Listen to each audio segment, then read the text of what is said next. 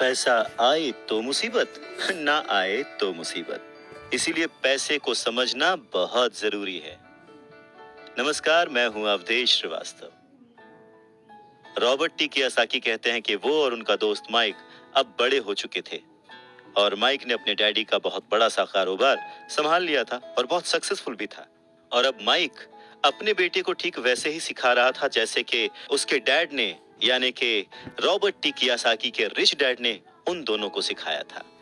Robert T Kiyosaki कहते हैं कि जब वो 47 साल के हुए तो उन्होंने डिसाइड किया कि अब उन्हें रिटायर हो जाना चाहिए।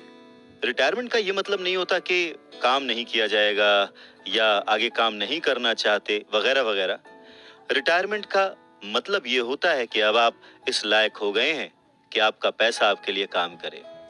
रिटायरमेंट का सही मतलब यही है कि आपने पूरी जिंदगी जो मेहनत करके, जो स्ट्रैटेजीज बना के, सही जगह निवेश करके पैसा लगाया था, अब आपकी वो एज आ चुकी है कि अब आप उस पैसे को एंजॉय करें, क्योंकि आपका पैसा अब आपके लिए काम करना शुरू कर चुका है। कुछ लोग पूरी जिंदगी काम करते रहते हैं, रिटायर नहीं हो पाते। पूरी जिंदगी काम करना गलत नहीं है, पर यह डिफरेंस समझना बहुत जरूरी है कि पैसे की जरूरत की वजह से पूरी जिंदगी काम कर रहे हैं, उसका गुलाम बन के काम कर रहे हैं, या फिर उसका मालिक बन के और अपने काम को एंजॉय करके पूरी जिंदगी काम कर रहे हैं। रिटायरमेंट को दूसरे शब्दों में चिंताओं से आजादी भी कह सकते हैं। इसका मतलब यह है, पैसा अगर सही तरह से खर्च किया जाए, पैसे को अगर सही तरह से मैनेज किया जाए तो वो अपने आप बढ़ता रहता है। ये ठीक एक पेड़ लगाने की तरह है कि आप सालों तक इसे पानी देते हैं। जब आप अपने बिजनेस में होते हैं, अपनी जॉब में होते हैं और कभी भी इसमें कोताही नहीं करते, जब भी उस पेड़ को जरूरत होती है आप उसकी सेवा करते हैं।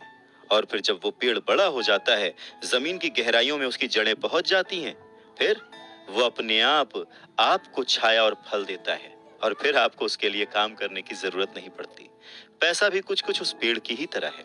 अगर इस बात को एक दूसरे एग्जाम्पल से समझें तो हमें जैसा गोल बनाना है उसके लिए हमें प्रिपरेशन भी वैसी ही करनी पड़ेगी। अगर बहुत ऊंची बिल्डिंग बनानी है तो हमें उसकी नींव बहुत गहरी खोदनी पड़ेगी, और अगर हमें सिर्फ छोटा सा घर बनाना है तो उसकी नींव छोटी होगी। पर प्रॉब्लम यही होती है, हम छोटी सी नींव खोदकर बहुत बड़ी सी बिल्डिंग बनाने की कोशिश करते हैं जो कि बाद में ढह जाती है। तो जरूरी क्या है? पैसे को समझना, पैसे को संभालना। पैसे को संभालने के लिए उसे समझा कैसे जाए, इसके लिए सबसे जरूरी बात है लायबिलिटीज और एसेट्स के बीच फर्क को समझा जाए और एसेट्स को खरीदा जाए और लायबिलिटीज में पैसे न डाले जाए। अच्छा, ये सुनने में बहुत ही आसान लगता है, लेकिन सच यही है कि ये आपको अमीर बनने में बहुत मदद करेगा। लेकिन अगर ये इतना ही सिंपल है तो फिर हर कोई इस बारे में सोचता क्यों नहीं? लोगों को लगता है कि उन्हें लायबिलिटीज और एसेट्स के बीच फर्क पता है, पर लायबिलिटीज और एसेट्स के बीच का जो बारीक सा फर्क है वही लोगों को नहीं पता है। तो चलिए इसके बारे में और डिटेल में बात करते हैं। लायबिलिटीज और एसेट्स क्या है? लायबिलिटीज वो हैं जहां से आपको पैसा कभी नहीं आएगा, उल्टे आपको उसमें और पैसा डालते रहना पड़ेगा। और एसेट्स वो चीजें हैं जो आपको पैसा देती रहेंगी, दिन ब दिन उनकी कीमत बढ़ती रहेगी, वो आपको अमीर और अमीर बनाती रहेंगी। इसको अगर इनकम और एक्सपेंस के टर्म में समझें तो और आसान होगा। सिंपल सा मतलब है, इनकम है कि आपके पास कितना पैसा आया और एक्सपेंस है कि आपने कितना पैसा खर्च किया।